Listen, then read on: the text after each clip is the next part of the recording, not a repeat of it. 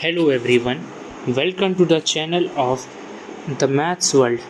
आज का टॉपिक है हमारा केमिस्ट्री से रिलेटेड है, वो भी क्लास 11th की। टॉपिक का नाम है some basic concept of chemistry. हम लोग स्टार्ट करेंगे एक कीवर्ड मैटर से, सबसे basic. Anything that occupies space have mass is called matter. Matter वो चीज़ होता है जो कोई स्पेस ऑक्यूपाई करे, उसके पास कोई मास हो, उसको मैटर कहते हैं। मैटर 3 स्टेट्स में होते हैं।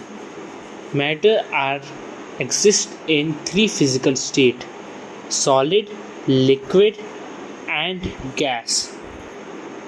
अब इसके तीनों के बीच डिफरेंस कर लेते हैं। सॉलिड के पास solids have definite volume and shape. Solid के पास एक डेफिनाइट वॉल्यूम और शेप होता है। Liquid have definite volume but not shape.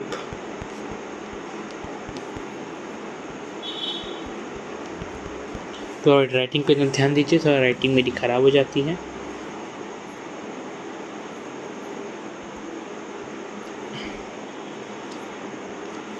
और तीसरा होता है gas, not having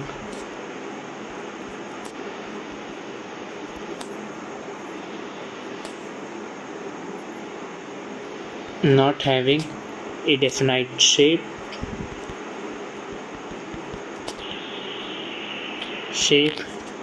and volume. मतलब कि जिनके पास ना कोई डेफिनाइट शेप होता है ना कोई वॉल्यूम होती है। एक नोट ज़रूर ले लीजिएगा, ऐसे नोट लिख लीजिए।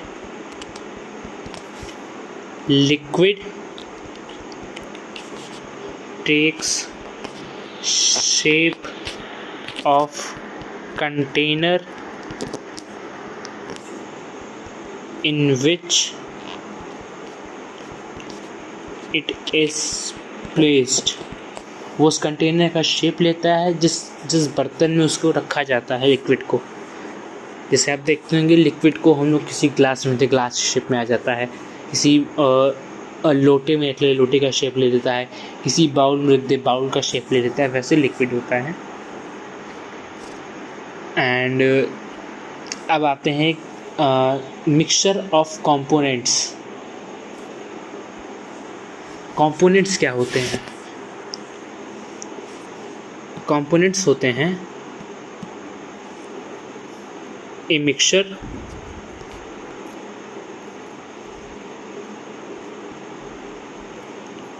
which contains 2 or more contains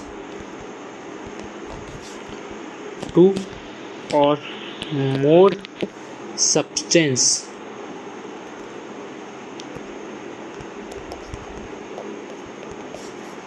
present in any ratio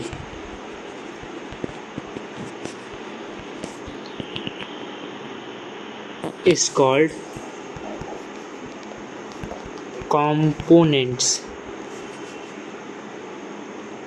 मतलब कि कोई ऐसा मिक्सचर जिसमें 2 या 2 से ज़्यादा सब्सटेंस प्रेजेंट हो, कोई भी रेशियो में से 1:2, 2:3, 2:3:4, 3:1, किसी भी टाइप के रेशियो में हो, वो कंपोनेंट्स कहलाएगा। अब ये मिक्सचर क्या होता है?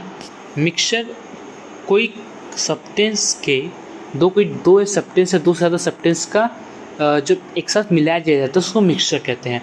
मिक्सचर भी दो टाइप के हो सकते हैं, heterogeneous and homogeneous.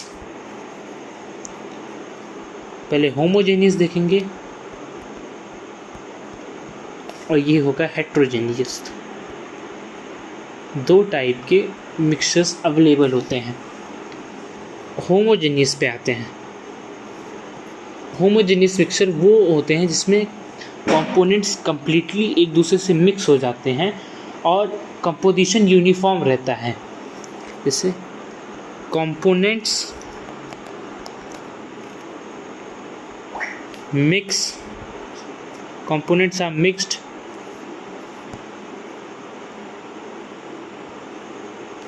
Are mixed properly, और हेट्रोजीनियस में components are not uniform, components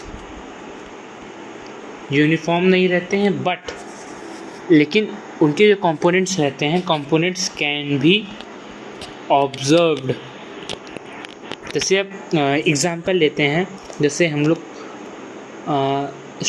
example homogeneous mixture कैसे लेते हैं, शुगर सोल्यूशन लेते हैं। शुगर को अगर वाटर से मिला देंगे हम लोग, तो हम लोग शुगर को नहीं देख सकते हैं, शुगर को हम लोग नहीं देख सकते हैं, बट वाटर को देख सकते हैं। और हेट्रोजेनियस होते हैं, जिससे हम लोग सैंड, जैसे हो गया, ये हो गया सैंड प्लस वाटर,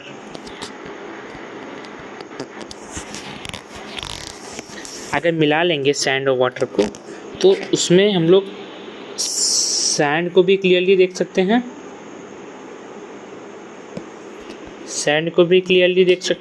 और वाटर को भी क्लियरली देख सकते हैं, तो वो हेट्रोजेनियस मिक्सचर हो जाएंगे।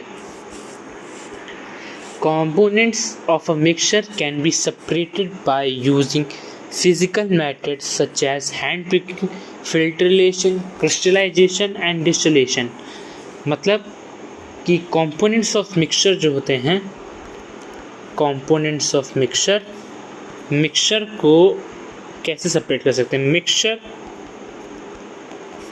can be separated by physical process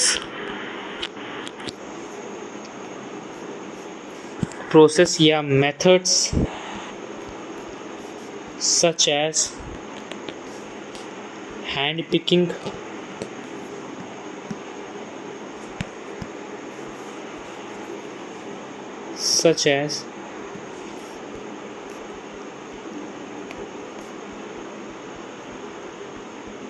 picking, filtration, crystallization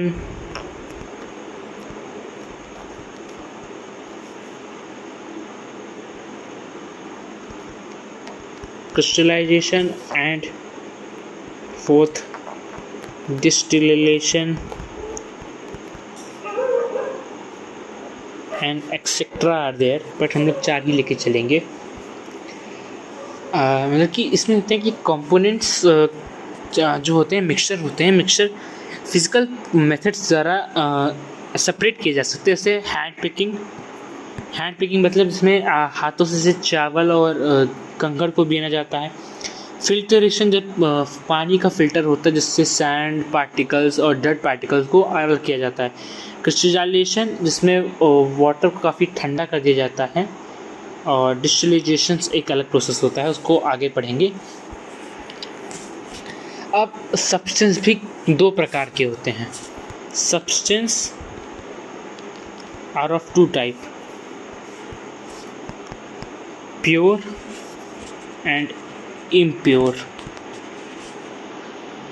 pure मतलब होते हैं they have fixed composition of any substance, मतलब कि कंपोजिशन एकदम फिक्स होता है। जैसे उसमें अगर गोल्ड है तो गोल्ड ही रहेगा, सिल्वर है तो सिल्वर ही रहेगा, अगर कॉपर है तो कॉपर ही रहेगा, उसमें कोई भी मिक्सचर नहीं होगा।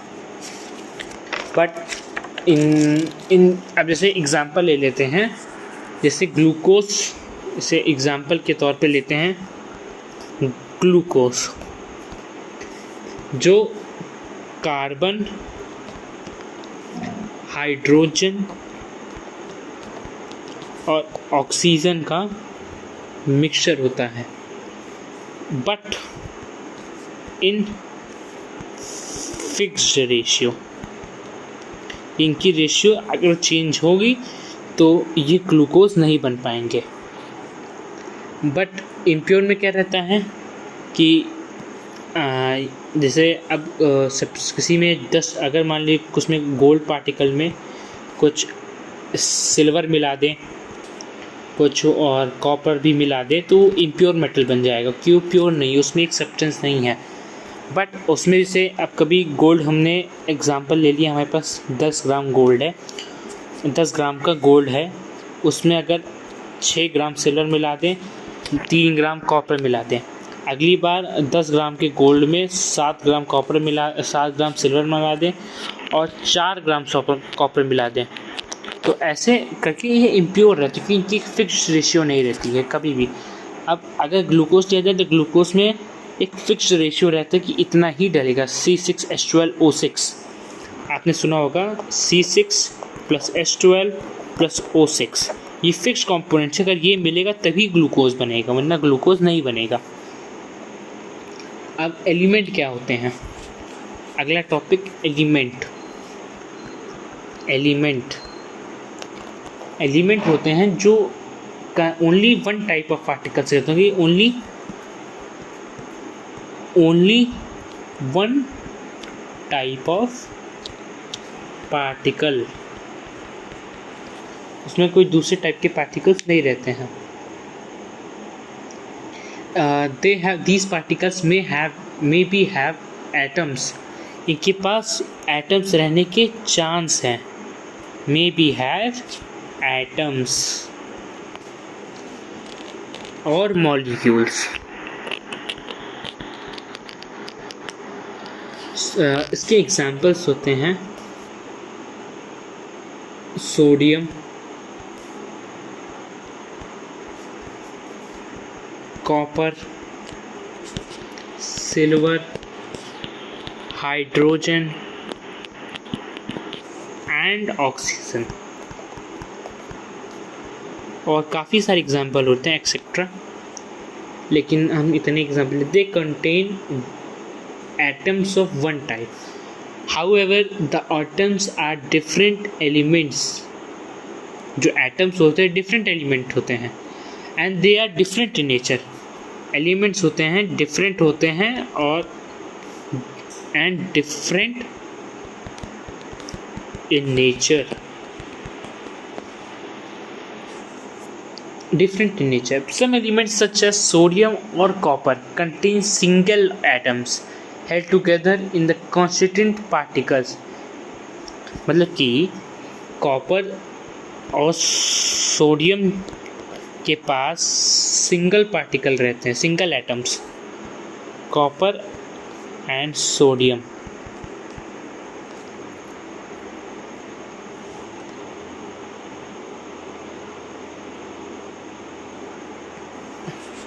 and have single atoms बाकी इनके पास सिंगल एटम्स रहते हैं, बाकी कोई एटम नहीं रहते हैं। If held atoms are held together as constituent particles, क्यों कंसिस्टेंट एक पार्टिकल होते हैं जो कंस्टिट्यूएंट रहते हैं, वेयरएज कुछ अदर्स होते हैं जैसे 2 or more रहते हैं, वेयरएज सम अदर्स कुछ अदर्स भी होते हैं जिसमें 2 और 2 से ज़्यादा और पार्टिकल्स रहते हैं, एटम्स रहते हैं जो कंबाइन होते हैं, कंबाइन होकर मॉलिक्यूल ऑफ एन एलिमेंट देते हैं।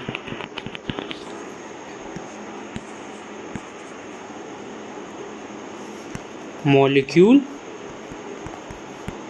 Of element,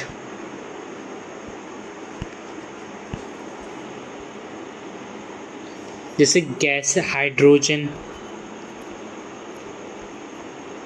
nitrogen and oxygen ये लोग मॉलिक्यूल कंसिस्ट करती हैं, मतलब कि इनके पास 2 या 2 से ज़्यादा एटम्स रहते हैं। व्हेन 2 या 2 से ज़्यादा एटम्स अगर कंपाउंड, अब जैसे अगर सिंगल एटम्स है तो उनको एलिमेंट कहा जाएगा, पर अगर 2 या 2 से ज़्यादा एटम्स कंबाइन हो जाते हैं, जैसे अब ये 2 और मोर एटम्स आर कंबाइंड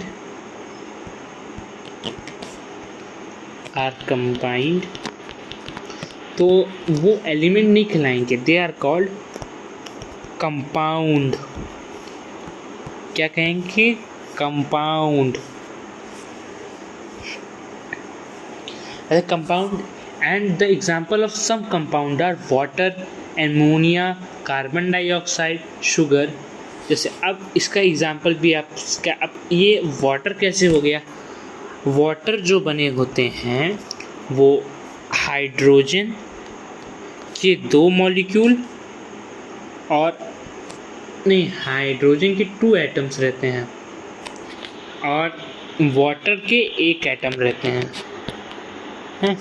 तो H2O इसका फॉर्मूला होता है, मतलब कि अगर हाइड्रोजन 2 रहेंगे और वाटर 1 रहेंगे तभी H2O या वाटर H2 मतलब सॉरी ऑक्सीजन, यहाँ एक छोटी सी मिस्टेक हो गई, वाटर का 1 पार्टिकल, मतलब कि सॉरी वार्टिकल नहीं रहेगा, यहाँ ऑक्सीजन रहेगा।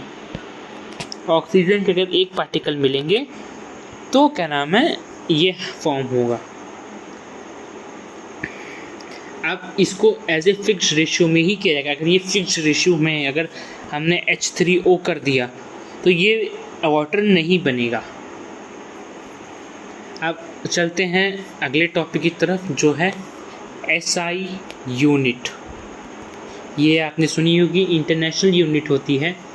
इसका फुल फॉर्म होता है सिस्टम इंटरनेशनल यूनिट, और इसको SI भी कहा जाता है। अब जैसे कुछ SI यूनिट को कहा गया था कि ये कॉमनली वर्ल्ड में फॉलो होते हैं। इसका जैसे अब लिया जाए तो लेंथ को हर जगह पे मीटर में ही काउंट किया जाएगा। In physics it will be, physics chemistry always it will be counted in metres. इसके सिंबल्स होते हैं M, जैसे मास का होता है किलोग्राम और इसका सिंबल होता है kg। टाइम का होता है सेकेंड और इसका SI यूनिट होता है S। ये नेम ऑफ SI यूनिट हैं, ये थोड़ा कंफ्यूजन ना हो इसलिए इसको थोड़ा सा अलग कर दे रहे हैं।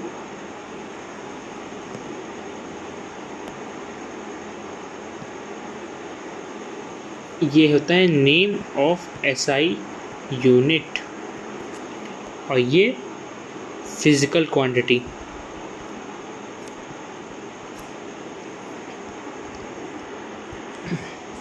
अब होता है करंट के लिए इलेक्ट्रिक करंट, ये होता है एम्पियर।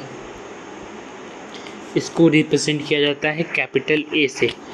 ये एक चीज़, छोटी चीज़ नोट कर लीजिएगा, ये स्मॉल s होता है ना कि लार्ज s।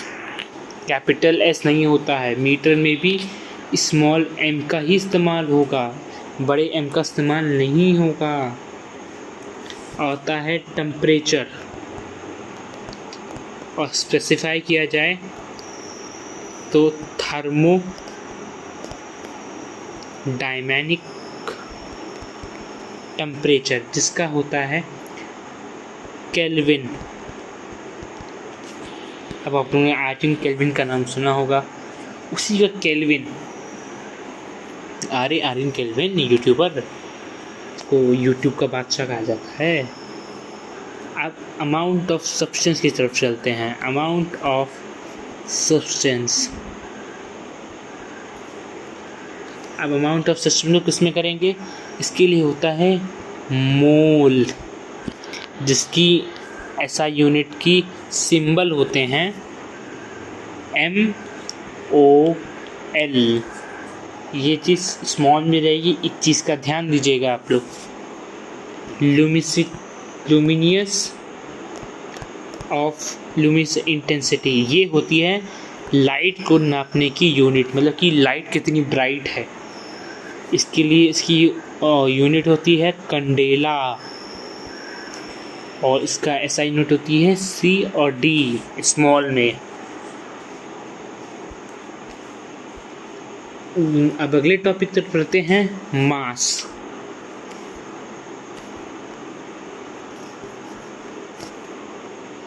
मास वो सब्सटेंस होते हैं इनके पास अमाउंट ऑफ मैटर होते हैं, सब्सटेंस इनके पास मैटर होते हैं, और ये ग्रेविटी की वजह से ग्रेविटी फोर्स की वजह से वेट एक्सट्रैक्ट करते हैं। इनके पास वेट भी होता है, जो wait consist of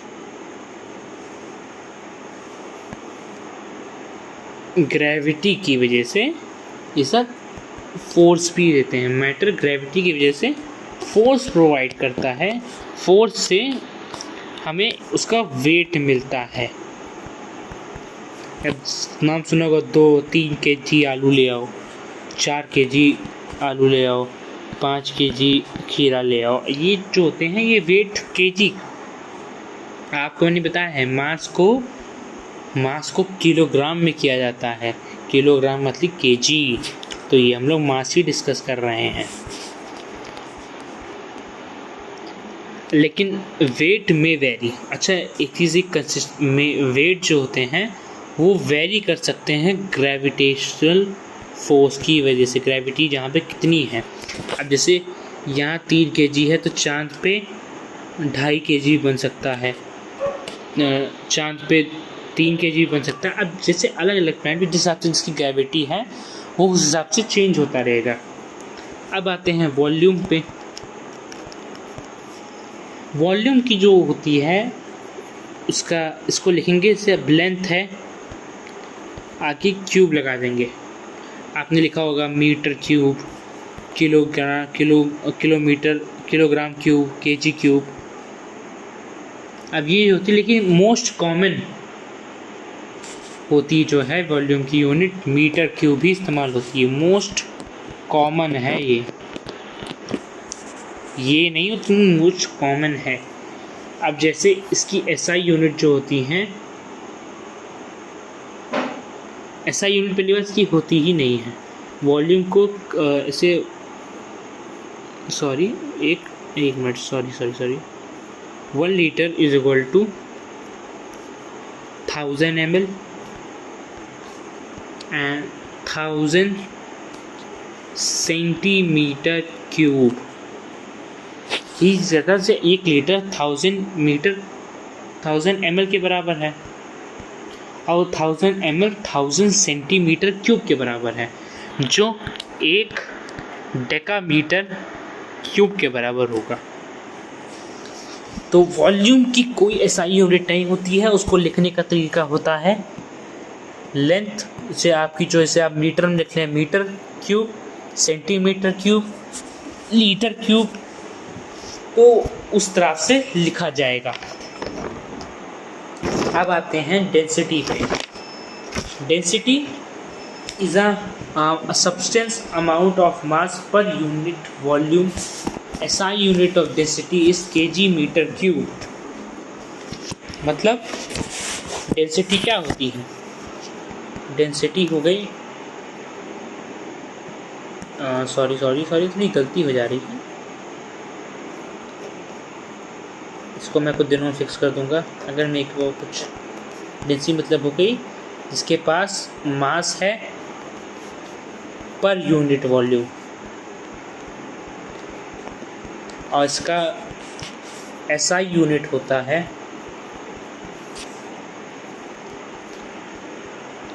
kg metre cube negative में।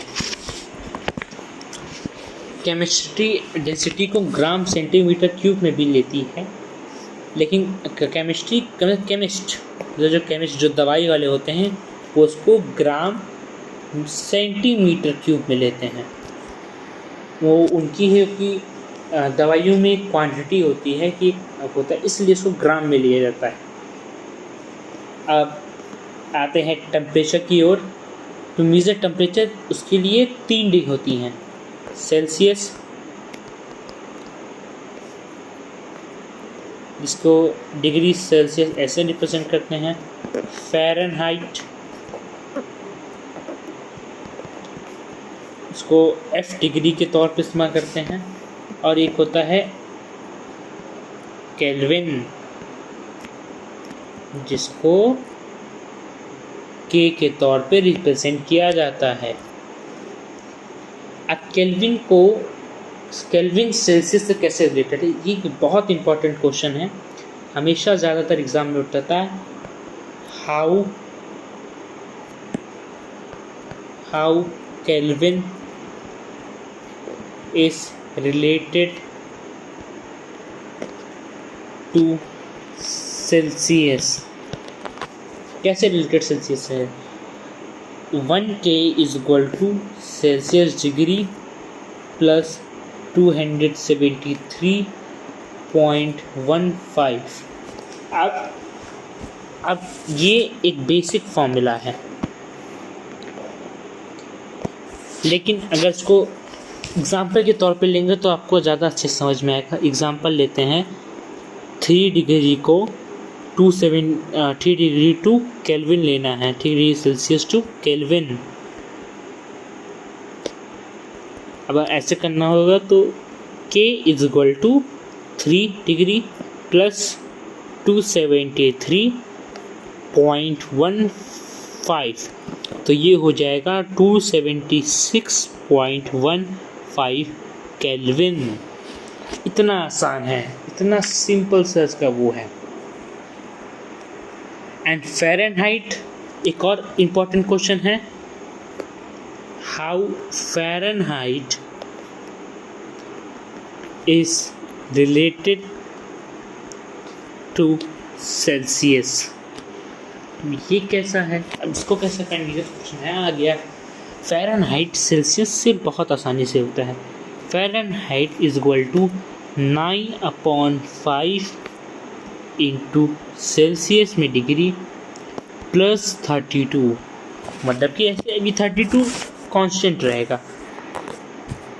अब लेट्स एग्जांपल लेते हैं, जैसे हमने करना है 6 डिग्री सेल्सियस टू फ़ारेनहाइट। कैसे करेंगे, 9/5 इंटू 6 प्लस 32, 6 9 जा 54/5 प्लस 32। ये ले लेंगे, 32 एलसीएम ले लेंगे। 32 एलसीएम कितना होगा, 5 होगा। एलसीएम लेने के बाद 5 × 5 3 15, 5 होगा 160, तो 54 प्लस 160/5, ये हो जाएगा 214/5 फ़ारेनहाइट। अगर एक नॉर्मल फॉर्म में लिखना चाहें तो ये हो जाएगा 5 4 जा 20, 5 2 जा 10, 0.8 फ़ारेनहाइट। आप चाहे तो एक बार चेक कर सकते हैं। एक बार कैलकुलेशन हम चेक कर ले रहे हैं। कैलकुलेशन 42.8 ही आएगा कैलकुलेशन। उसके बाद आता है हमारा topic in scientific notation. yes, exponential unit. If any number is represented in the form of n into 10n with an exponent n which is a positive or negative values, n can capital N can vary, ये different हो सकता है 1 से 10 के बीच। Thus we can write 232.508 as. से example लेते हैं, अगर ऐसा लिखा है कोई नंबर तो उसको 230 एग्जांपल लेते हैं, अगर ऐसे कोई नंबर है तो उसको ऐसे नंबर समझते हैं आप लोग। एक नंबर समझ लीजिए, जैसे हमने कि जैसे ये है 232.508 ऐसे लिखा है, तो इसको इस फॉर्म में लिखना है तो इसको ऐसे भी लिख सकते हैं 2.32508 इंटू 10 की पावर 2। इसको 10 से मल्टीप्लाई करके 2 से साइंटिफिक, ये साइंटिफिक नोटेशन की फॉर्म है। Scientific notation. नोट, एक नोट आप लोग ज़रूर लिख लीजिए। While writing it, the decimal, जो डेसिमल होता है had to be moved to left by 2 places, and same is the exponent 2 of 10 in scientific notation। ये कि जैसे जितना आप डेसिमल आप हटाएंगे उतना आपको एक्सपोनेंट लगाना पड़ेगा। अब जैसे ये तो पता चल गया कि जिसके आगे पॉइंट के आगे नंबर है उसको कैसे लिखेंगे। अब जिसके पॉइंट के आगे 0 है और पॉइंट के बाद नंबर है तो उसको कैसे लिखेंगे, उसका सिंपल सा, जैसे इन्होंने एग्जांपल ले लेते हैं 1 सेकेंड रुकिए, 0.00016, वो कैसे लिखेंगे, तो 0.06 को लिख सकते हैं 1.6 इंटू 10 की पावर -4। -4 क्यों लिया, क्योंकि हम इसको राइट टू लेफ़्ट ले जा रहे हैं, ना कि लेफ़्ट टू राइट। अगर राइट टू लेफ़्ट ले जाएंगे तो नेगेटिव साइन लगेगी और लेफ़्ट टू राइट लेंगे तो पॉजिटिव साइन लगेगी। वैसे हमने ये वाले में हम लोग ने 2-3 को लेफ़्ट टू राइट लिया, इसलिए हमने यहाँ पे पॉजिटिव साइन लगाई। और अगर यहाँ पे इस चीज़ में हम लोग ने 0.6 को यहाँ लेके गया तो हम लोग ने नेगेटिव साइन लगाई, क्योंकि नेगेटिव से मल्टीप्लाई करके लाएंगे हम।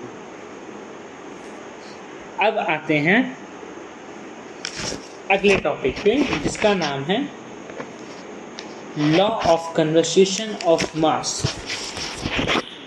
Law of conversation of mass क्या होता है, जैसे इसको law of conservation of mass, ये डिफाइन करता है कि ना कोई मैटर क्रिएट हो सकता है और ना डिस्ट्रॉय हो सकता है। स्टेट्स ऑफ जो मैटर होते हैं ना वो डिस्ट्रॉय हो सकते हैं ना कि क्रिएट किए जा सकते हैं। सिंपल सा रूल है। अब एक अगला रूल है law of definite proportion, state that has given compound always contains exactly the same proportion elements by the weight। मतलब कि कंपाउंड जो होते हैं वो एग्जैक्टली उतना ही प्रपोर्शन करेंगे, जैसे 2:3 के प्रपोर्शन में है तो उतना ही प्रपोर्शन करेंगे जितना उनका एलिमेंट्स के होंगे, of proportion of elements, weight के हिसाब से जितने एलिमेंट्स होंगे उसी प्रपोर्शन में इनका होगा उतनी। जैसे अब 2 kg है तो 2 kg में अगर आधा किलो 2 kg अगर सोना है तो उसमें आधा किलो सोना है, आधा किलो चांदी है, तो वही प्रपोर्शन में, तो डिफरेंट प्रपोर्शन में ही रहेंगे। जैसे H2O लिया जाए, अगर H2O में अगर H2H3O कर देंगे तो वाटर नहीं बनेगा, लेकिन अगर H2O है तभी वाटर बनेगा। तो डेफिनेट प्रपोर्शन रिक्वायर्ड रहेगा कि उसको फॉर्म होने के लिए। अब होता है law of multiple proportion. Law of multiple proportion. अब लॉ ऑफ मल्टीपल प्रोपोर्शन क्या कहता है? State that if two elements combine to form more than one compound, masses of one element that can be fixed with a fixed mass of other element are in the ratio small number। मतलब कि states that if two elements can combine, अगर कोई दो element combine हो सकते हैं कोई two form more than one compound, अगर एक कंपाउंड से ज़्यादा दो कंपाउंड मिलते हैं एक कंपाउंड से ज़्यादा के लिए बनने के लिए, तो उसमें जो मासेस होंगे, मासेस ऑफ एक element can combined with a fixed mass, वो कोई फिक्स्ड मास से कंबाइन हो सकती हैं ऑफ अदर एलिमेंट, जो कोई अदर एलिमेंट की जो एक फिक्स कंबाइन हो सकती है, वो एक स्मॉल रेशियो होगा जो होल नंबर का होगा।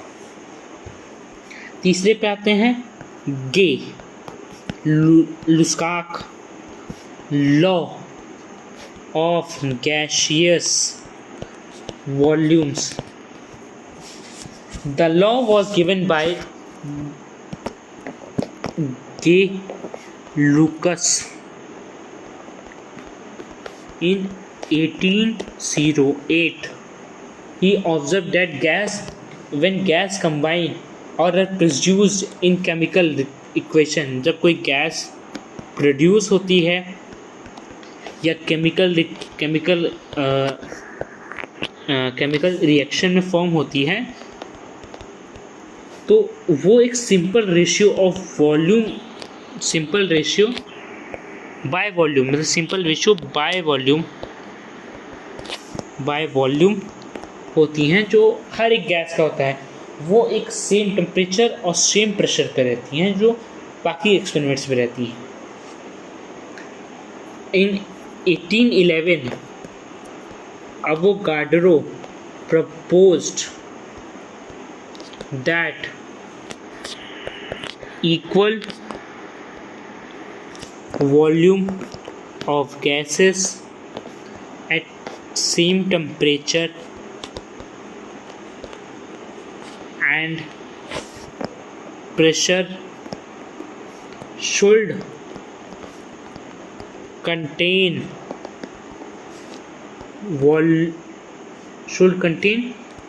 equal number of molecules।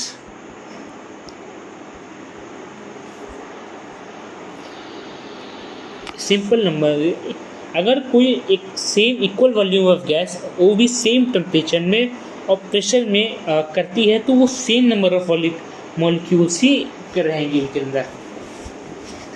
अब यहाँ पे हमारे डाल्टन चाचा का होता है 1808 में। डाल्टन चाचा करते हैं न्यू सिस्टम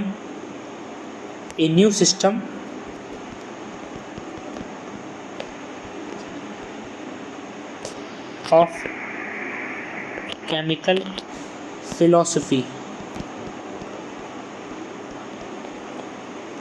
उसमें क्या प्रपोज करते हैं कि मैटर, जो हमारे मैटर होते हैं उनके पास इनडिविजिबल मतलब कि जो डिवाइड ना हो सके वैसे एटम्स रहते हैं, इनडिविजिबल एटम्स। मेरी राइटिंग थोड़ी ठीक कर दें। Indivisible all atoms of given element have identical properties including the identical mass, but atoms of different elements are in different mass। atoms जो रहती हैं उनके पास identical properties होती हैं including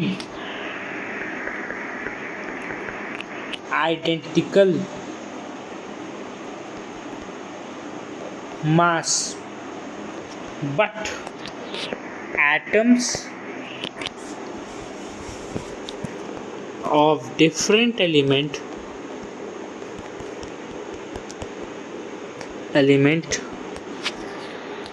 consist of different atoms, मतलब कि कोई डिफरेंट एलिमेंट्स होते हैं वो डिफरेंट एटम्स कंसिस्ट कर सकते हैं। Compounds are formed when atoms of different elements combine in fixed ratio, मतलब कि जो कंपाउंड तभी फॉर्म होते हैं जब एटम्स ऑफ डिफरेंट एलिमेंट्स दूसरे एलिमेंट की different combine in fixed ratio, एक फिक्स्ड रेशियो में वो कंबाइन होते हैं। Chemical property of reaction involve reorganisation chemical reaction involve reorganization of atoms. These are neither created or not destroyed in chemical, जो ना create होते हैं और ना डिस्ट्रॉय होते हैं, not destroyed in chemical reaction।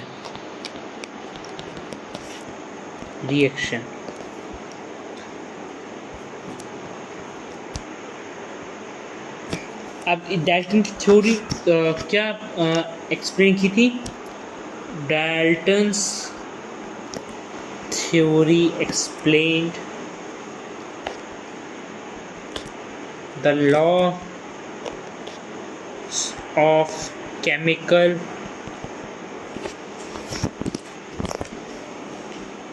Combination.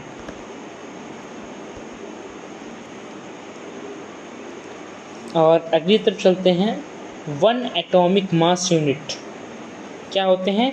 One atomic mass unit is defined as a mass exactly equal to 1/12 the mass of one carbon, यानी कि 12 एटम के बराबर।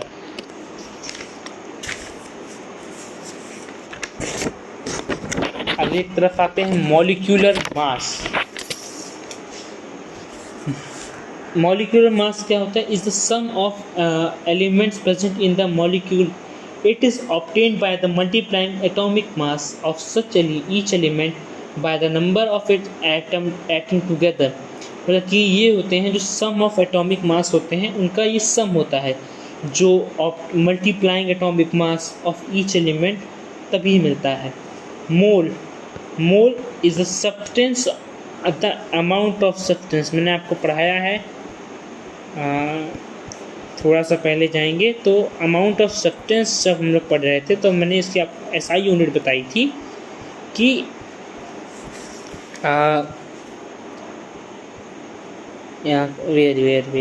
One word, just a minute. हाँ, ये अमाउंट ऑफ सब्सटेंस हमने मोल बताया था, ये उसी की SI यूनिट के बारे में बताया, वही है, उसको एक्सप्लेन करने जा रहे हैं। मोल होता क्या है? मोल वही होता है, mole is amount of substance in which contains many elementary entities. There are atoms of 0.1012 gram of carbon 12 के 0.012 kg होते हैं। मोल का सिंबल आपको पता है, MOL होता है, मोल सिंबल होता है। अब mole is used to elementary entities must be specified, may be atoms, molecules, ion, electrons, other particles और specified group of such particles. बल्कि किसी molecule, ions, electrons, other particle का स्पेसिफाइड ग्रुप होता है उस पार्टिकल्स के अंदर। This number of entities in one mole is so important that if it is given separate name or symbol, it is known as Avogadro constant, मतलब अगर ये एक मोल इतना ज़रूरी होता है एक कि अगर उसको एक सेपरेट नेम और सिंबल दिया जाए तो उसका नाम होगा एवोगाड्रोस कांस्टेंट, जिसको डिनोट भी किया जाएगा, इसका सिंबल होगा Na and is an honor of Amadeo Avogadro। ये साइंटिस्ट थे जिन्होंने इसका वो किया था, इनको एज ए ऑनर दिया गया था इसको। Empirical formulas, it represent the simplest whole number ratio of various atoms in compound, whereas molecule formula shows the exact number of different types of atom present in a molecule or compound। मतलब कि ये एक simplest whole number ratio होता है, whole number ratio of various atoms present in compound present रहते हैं। whereas a molecular formula shows the exact numbers, बल्कि जो molecular formula होते हैं वो exact number show करते हैं of different types of atoms in a molecule of a compound।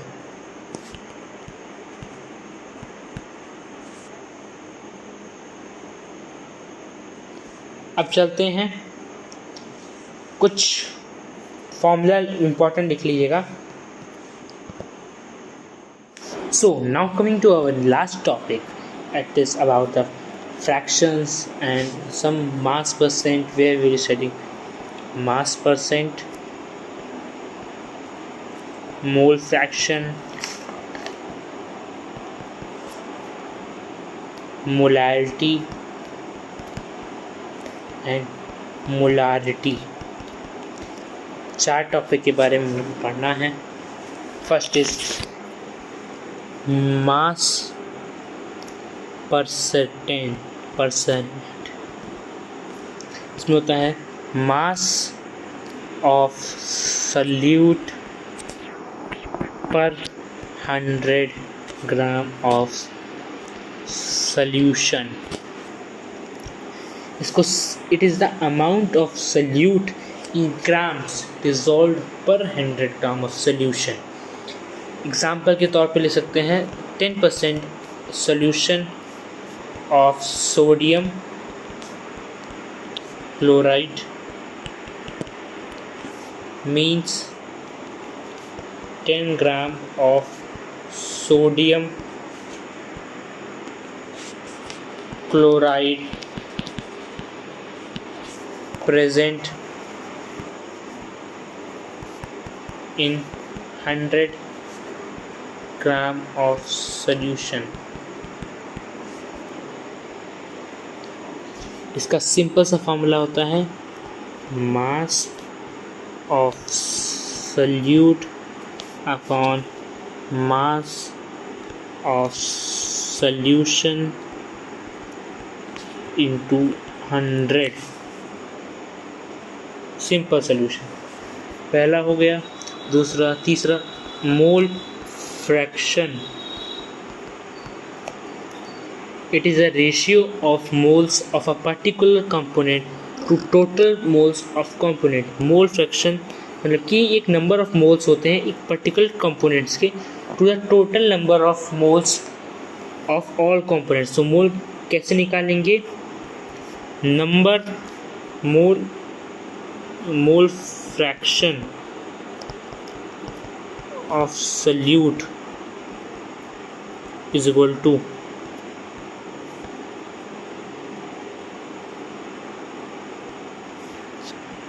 number of moles of solute upon number of moles of solute plus of solute plus number of moles of solvent। ये simple सा basic formula है जिससे हम लोग mole fraction को find कर सकते हैं। अगला आता है, इसको थोड़ा इन दो टॉपिक को बहुत ध्यान समझिएगा कि बहुत सिमिलर दिखते हैं लेकिन है नहीं, बहुत सिमिलर टॉपिक हैं लेकिन थोड़ा नाम से कन्फ्यूजन हो जाती है। मोलैलिटी, जिसको हम डिनोट करते हैं स्मॉल m से, इसका होता है it is defined as a number of moles of solute of B पर 1000 grams of 1 kg of solvent. मतलब कि अगर it is defined as 1000 gram, मतलब कि इसको molality defined as a number of moles, number कितने हैं इन, उसको फाइंड करने के लिए m is equal to number of moles of solute upon kg of solvent is equal to WB upon MA is equal to, नहीं sorry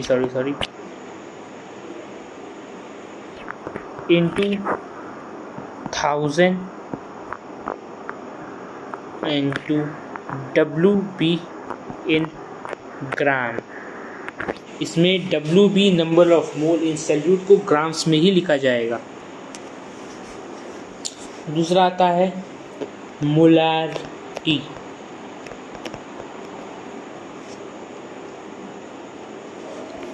जो होता है it is expressed as the number of moles of solute per litre solution. मतलब कि molarity को कैसे define करेंगे, m, इसमें इसको कैपिटल इसका डिनोशन होता है, तो m is equal to number of moles of solute upon liters of solution is equal to WB into MB into 1000 upon volume of solution in ml।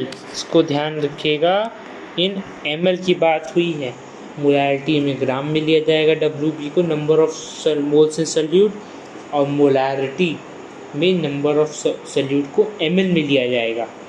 Where WB, एक चीज़ में clarify करना भूल गया हूँ आप लोग को, WB is equal to mass of solute and MB is molar mass of solute. और पहले वाले में एक चीज़ ध्यान रखिएगा, WA is equal is mass of solvent.